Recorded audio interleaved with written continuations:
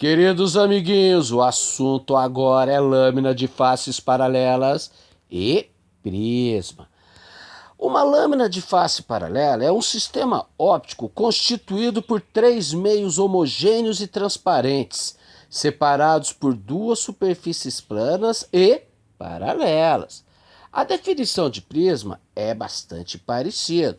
É um sistema óptico constituído por três meios homogêneos e transparentes, separados por duas superfícies planas, porém não paralelas.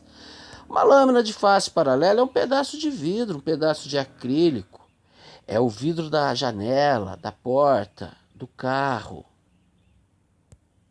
O prisma, ele é muito conhecido, pois provoca a dispersão da luz branca nas suas cores constituintes, sendo 7 as principais. Então, venham com o professor Aguinaldo, vem comigo. Vamos entender melhor esses dois sistemas ópticos? Considere essa lâmina de face paralela, esse pedaço de vidro, por exemplo, com uma espessura E. Aqui está o meio 1. Esta lâmina é formada, é o meio 2, e aqui está o meio 1. Toda a descrição matemática que faremos é considerando que a lâmina está imersa no mesmo meio.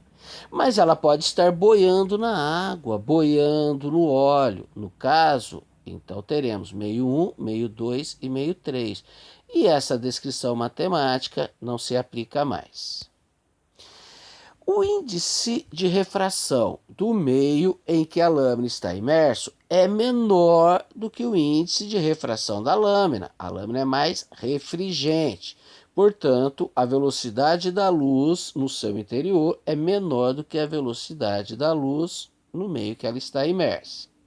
Consideremos um raio de luz incidindo obliquamente, indo do meio 1 para o meio 2.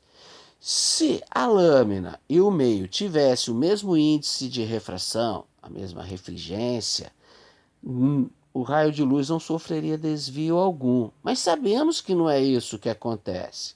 Ele incide aqui no meio 1 com o ângulo de incidência I, mas quando ele entra, quando o raio de luz entra no meio 2, a velocidade dele vai diminuir. Ele vai se aproximar da normal. Vai apresentar aqui um ângulo de refração menor do que o ângulo de incidência. Ele vai atravessar a lâmina e vai sair do outro lado. Vai voltar para o meio 1. Então vamos analisar a refração que está ocorrendo na segunda face. Coloquemos aqui a normal. Vejam, o ângulo de incidência na segunda face é igual ao ângulo de refração na primeira. Ângulos internos alternos. Quando o raio de luz sair do meio 2 para o meio 1, a velocidade dele vai aumentar, pois o meio 1 é menos refringente. Como a velocidade aumenta, ela se afasta da normal. Veja que o raio emergente sai paralelo à trajetória do raio incidente. Por simetria, ou ainda lembrando do princípio da reversibilidade, dos raios luminosos, que mudando o sentido não muda a trajetória, podemos intuir que o ângulo de refração na segunda face é igual ao ângulo de incidência na primeira. Simetria. Olha o que percebemos aqui, um desvio, chamado de desvio linear. É por causa desse desvio que sempre que olhamos algo através de um pedaço de vidro, de um pedaço de plástico, de qualquer outro material transparente, sempre que olhamos algo através de uma lâmina de faces paralelas, enxergamos esse algo, esse objeto, mais próximo da lâmina do que ele realmente se encontra. Bem, temos que guardar uma formulazinha que dá o desvio linear em função da espessura e dos ângulos de incidência e refração. Esse desvio linear, ele é diretamente proporcional à espessura. Quanto mais espessa a lâmina, mais próximo da lâmina vamos enxergar os objetos que estão do outro lado dela. A formulazinha é fácil de guardar. O desvio é igual à espessura que multiplica 100, seno, 100, I menos R, o ângulo de incidência que vem primeiro, menos o R, dividido pelo cosseno de R, cosseno do ângulo de refração. Fácil de guardar. Vamos repetir?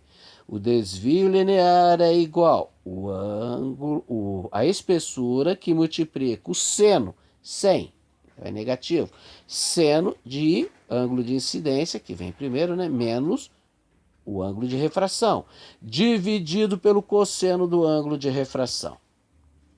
Podemos deduzir, é facinho. Considere esse triângulo A, B e C. Sabemos que o ângulo formado entre a reta AB e a normal é igual ao ângulo de incidência, né? São ângulos opostos pelo vértice. Logo, o ângulo formado entre a reta AB e a reta AC, aquele ângulo ali dentro do triângulo retângulo, é igual a I menos R.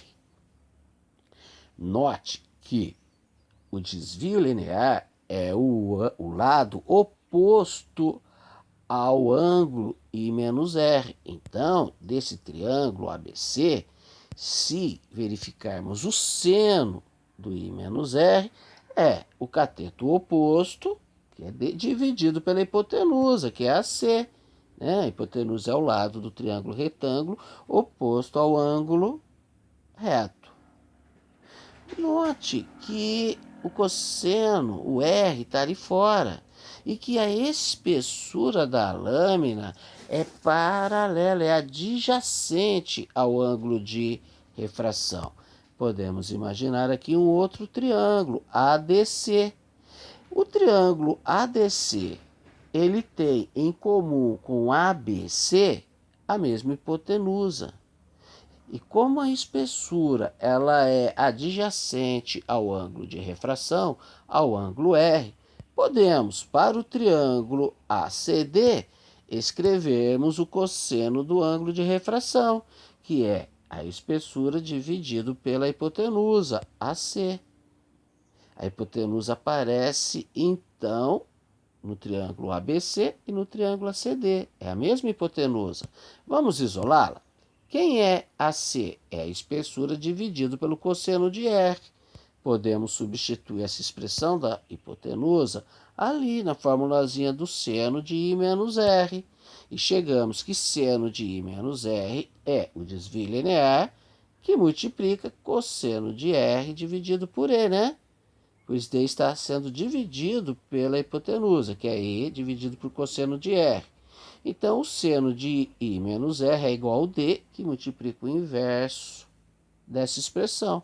Cosseno de R dividido pela espessura. Queremos eliminar o desvio linear. Então, quem é o desvio linear? Seno de I menos R, que multiplica a espessura dividido pelo cosseno de R. Fácil de deduzir. Real? Verdade? Concordam? Vamos exercitar? O exercício do Sesgran-Rio. Dois meios A e C estão separados por uma lâmina de faces paralela B. Um raio luminoso I, propagando-se em A, penetra em B e sofre reflexão total na face que separa B de C, conforme indica a figura anterior. Sendo NA, NB e NC os índices de refração absoluto dos meios A, B e C, teremos respectivamente. Eles estão querendo que nós comparemos os índices de refração desses meios. Vamos analisar a primeira face. Note que quando a luz vai de A para B, o raio refratado se aproxima da normal. Logo, a velocidade da luz no meio B é menor do que a velocidade da luz no meio A. O B é mais refringente que A. Então, o índice de refração de B é maior do que o índice de refração de A.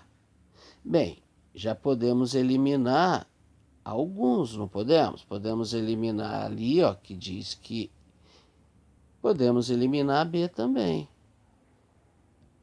Na C, D e E, B é maior do que A.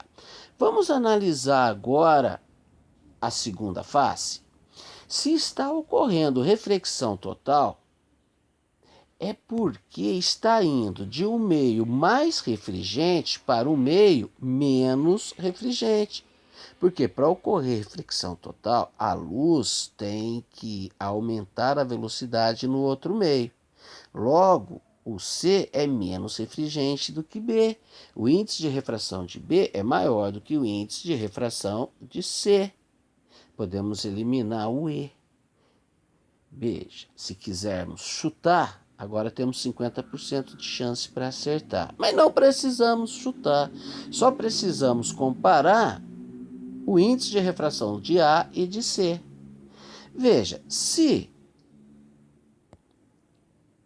ali de B para C está ocorrendo reflexão total, é porque ele está incidindo com um ângulo maior do que o ângulo limite. E sabemos que o seno do ângulo limite é o índice de refração menor pelo índice de refração maior, NC dividido por NB. Lembremos que, colocando ali a normal, notamos que o ângulo de incidência na segunda face é igual ao ângulo de refração na segunda face, da primeira face. Perdoe-me. Logo, podemos escrever a lei de Snell-Descartes para a primeira face. O índice de refração do meio A, que multiplica o seno do ângulo de incidência, é igual ao índice de refração de B, que multiplica o seno do ângulo limite. Mas o seno do ângulo limite sabemos quem é, não é verdade? É NC dividido por NB. Logo, o NC é igual ao NA, que multiplica o seno de I, porque o índice de refração de B se cancelou ali, né? Foi NB dividido por NB é 1. Veja, o seno de um ângulo, ele varia no máximo de 0 até 1. No caso, para ser 1, o ângulo tem que ser 90 graus, que não é o que observamos ali. Então, nós teremos o NA vezes um número menor do que 1. Toda vez que multiplicamos um número por outro menor do que 1, encontramos um valor menor do que esse número. Logo, o NC ele vai ser menor do que o NA, porque estarei multiplicando o NA por um número menor do que 1. E o NC é igual a NA vezes esse número, vezes o seno do ângulo de incidência. Então, só pode ser a letra B. NB é maior do que NA, que é maior do que NC. Vamos fazer mais um exercício? Um raio de luz monocromática, propagando-se no ar, incide numa lâmina de faces paralelas, constituída de um material cujo índice de refração é raiz de 3. O ângulo de incidência é de 60 graus. O índice de refração do ar é 1 e a espessura da lâmina é igual a raiz de 3 centímetros. Calcule o desvio lateral sofrido pelo raio após atravessar a lâmina. Queremos o desvio. Desvio é igual à espessura, que multiplica seno de I menos R dividido pelo cosseno de R. Vamos substituir os valores que já temos. Temos a espessura, raiz de 3. Temos o ângulo de incidência, 60 graus. Está faltando achar o ângulo de refração. Escrevemos, então, a lei de Snell-Descartes para a primeira face. O índice de refração do ar vezes o seno do ângulo de incidência, 60 graus, é igual ao índice de refração da lâmina dividido pelo seno de R. Temos tudo isso. Ó. O índice de refração do ar é 1. Seno de 60, raiz de 3 sobre 2. Índice de refração da lâmina, raiz de 3. Raiz de 3 aqui. Cancela com raiz de 3 aqui. Temos que o seno do ângulo de refração é meio. Qual é o ângulo cujo seno vale meio? 30 graus. Substituindo ali, ficamos com desvio linear é igual a raiz de 3, que multiplica seno de 60 menos 30. Seno de 30. Dividido por cosseno de 30. Substituindo os valores, raiz de 3, que multiplica seno de 30 é meio, e cosseno de 30 é raiz de 3 sobre 2. Fazendo essa continha, verificamos que o desvio é igual a 1 centímetro. Capite? Beleza? Vamos entender prismas. Esse sistema óptico constituído por 3 meios homogêneos e transparentes, separado por superfícies planas e não paralelas. Novamente, nós vamos considerar que o prisma está totalmente imerso em um meio, porque ele pode estar boiando na água, ele pode estar boiando no óleo. Nesse caso, essa descrição matemática não se aplica mais. Vamos considerar ainda que o índice de refração do meio é menor do que o índice de refração do prisma. Sendo o prisma mais refringente, a velocidade dentro dele vai ser menor do que a velocidade da luz no meio. Esse ângulo é muito importante, chama ângulo de refringência. Ângulo de refringência. Ok? Consideremos um raio de luz incidindo ali na primeira superfície, na primeira face do prisma. Se os índices de refrações fossem iguais, o raio de luz não sofreria desvio nenhum. Mas não são. Ele vai sofrer um desvio, vai sofrer uma mudança na velocidade. Então vamos analisar a trajetória desse raio luminoso. Coloquemos aqui uma normal, perpendicular à face, passando pelo ponto onde a luz incidiu. Temos o ângulo de incidência na primeira face.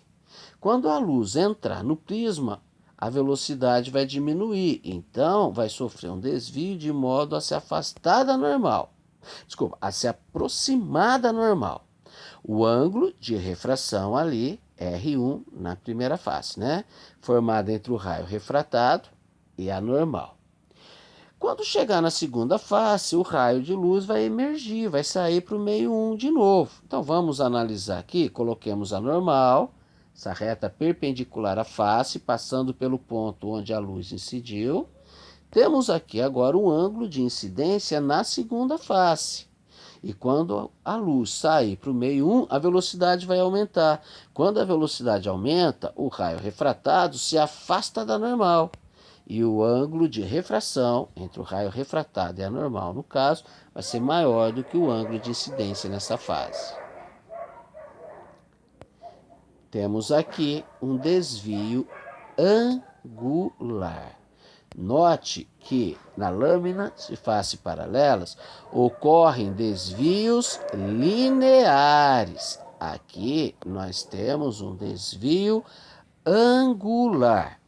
Lembremos que o mesmo meio apresenta índice de refração absoluto diferente para cada frequência da luz, para cada cor da luz. Logo, ao incidir uma luz branca num prisma, cada frequência, cada cor da luz vai sofrer um desvio angular diferente.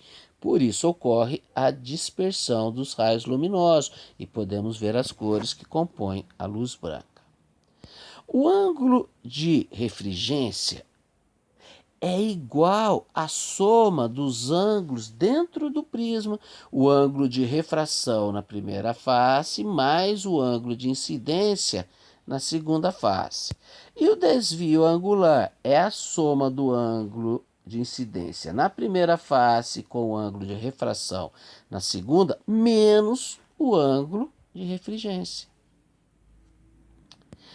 Há um caso particular, quando ocorre um desvio mínimo. Neste caso, o ângulo de incidência é igual ao ângulo de emergência.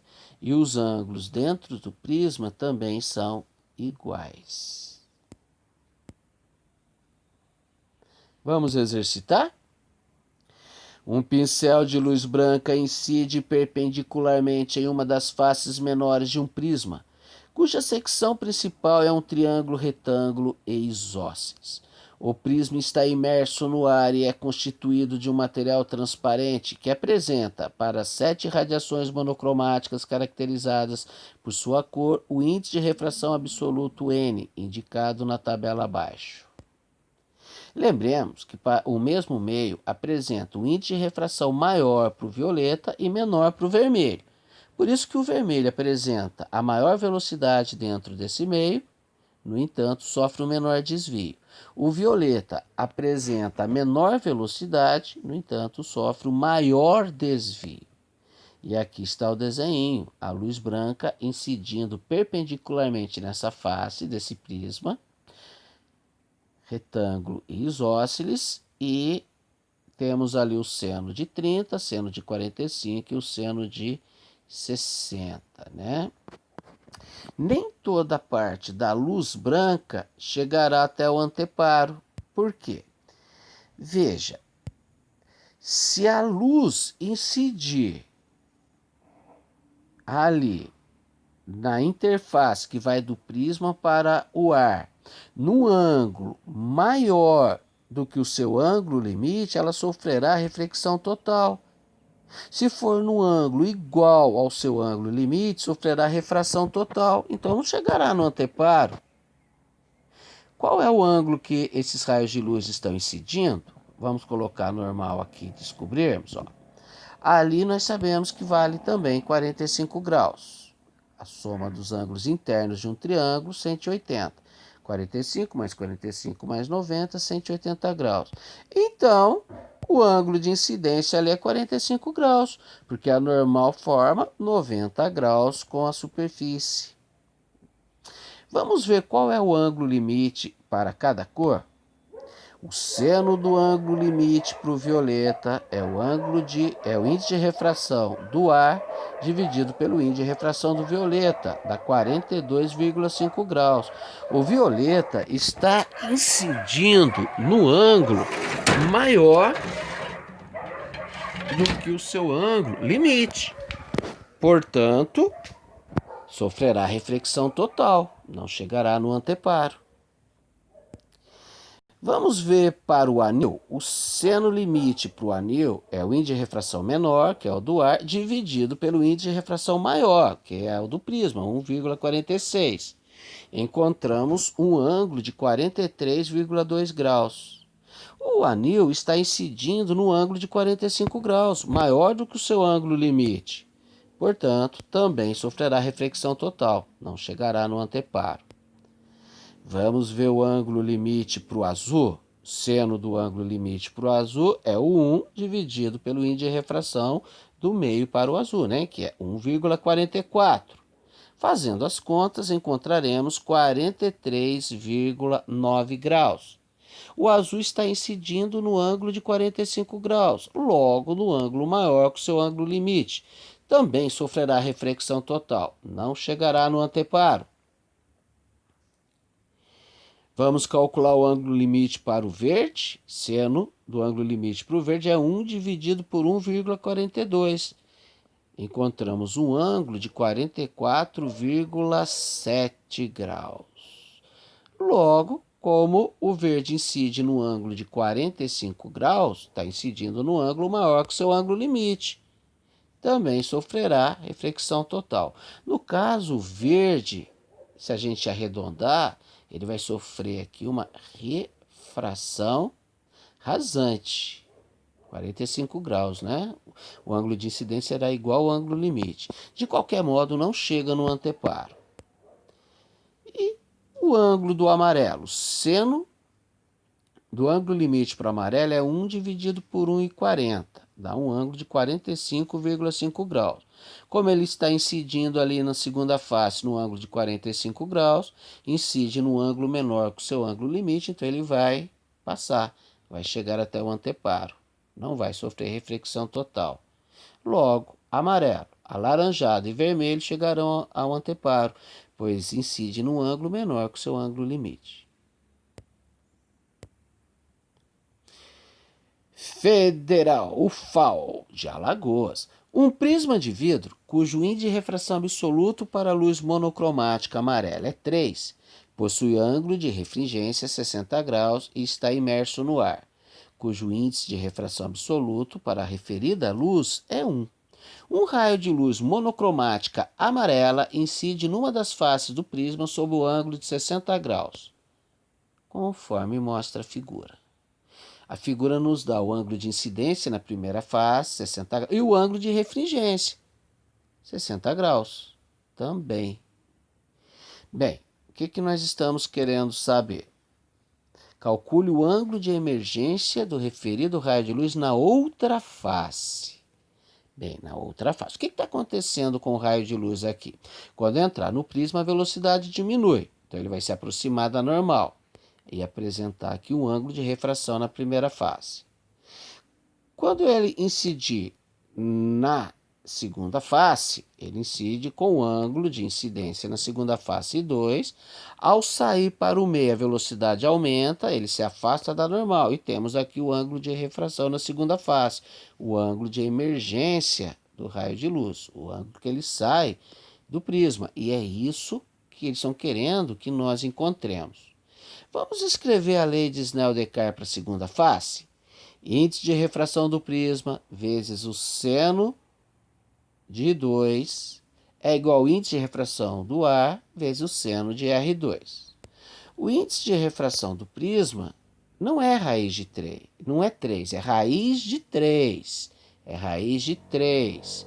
O enunciado trouxe esse defeito que me fez correr atrás para encontrar a resposta correta. É raiz de 3. Nós temos ele, mas nós não temos o I2. Não. Temos o índice de refração do ar, que é 1, e o seno de R2 que estamos querendo encontrar. Por que ele nos deu o ângulo de refringência? Sabemos que o ângulo de refringência é igual ao ângulo de refração na primeira face, R1, mais o ângulo de incidência na segunda face, o I2. Temos aqui o ângulo de refringência, 60 graus. Está faltando achar esse R1 para termos o I2 e calcularmos o R2. Será que se aplicarmos a lei de Snell-Descartes na primeira face, não encontramos R1? Acho que sim. Ó. Índice de refração do ar, nós temos, é 1. O seno do ângulo de incidência, nós temos, é 60 graus, né? Seno de 60 é raiz de 3 sobre 2. O índice de refração do prisma, nós temos, é raiz de 3. Podemos achar, então, o seno de R1. Logo, o R1. Então, 1 vezes raiz de 3 dividido por 2, que é o seno de 60, é igual a raiz de 3 vezes o seno de R1. Raiz de 3 cancela com raiz de 3, vamos encontrar que seno de R1 é meio. Logo, R1 é o ângulo cujo seno vale meio, 30 graus. Substituindo aqui, encontramos I2. Quanto que é I2? 30 graus. Observem, daí nós já temos a resposta. Se fosse uma questão de primeira face, já dava para ir lá e marcar a resposta correta. O ângulo de incidência na segunda face, I2, é igual ao ângulo de refração na primeira face, R1. Isso acontece quando o desvio é máximo ou mínimo. Logo, e quando o desvio é mínimo, o que nós temos? Nós temos que o ângulo de emergência é igual ao ângulo de incidência. R2 vai ser igual a 60 graus. Note que o ângulo de refringência, R1 mais I2, é igual à soma de R1 mais I2, é igual a 30 mais 30, 60. Eles são iguais. O ângulo de refringência é 2 vezes o ângulo de refração na primeira face. Mas vamos continuar os cálculos? Não é primeira face, nós temos que mostrar o cálculo, não é? Substituindo, então, esse 2 aqui, nós temos que é raiz de 3 que multiplica seno de 30, que é igual a 1 seno de R2. E quem é seno de 30? É meio. Então, seno de R2 é raiz de 3 sobre 2. R2 é o ângulo cujo seno vale raiz de 3 sobre 2, 60 graus, como já prevíamos. Tranquilo?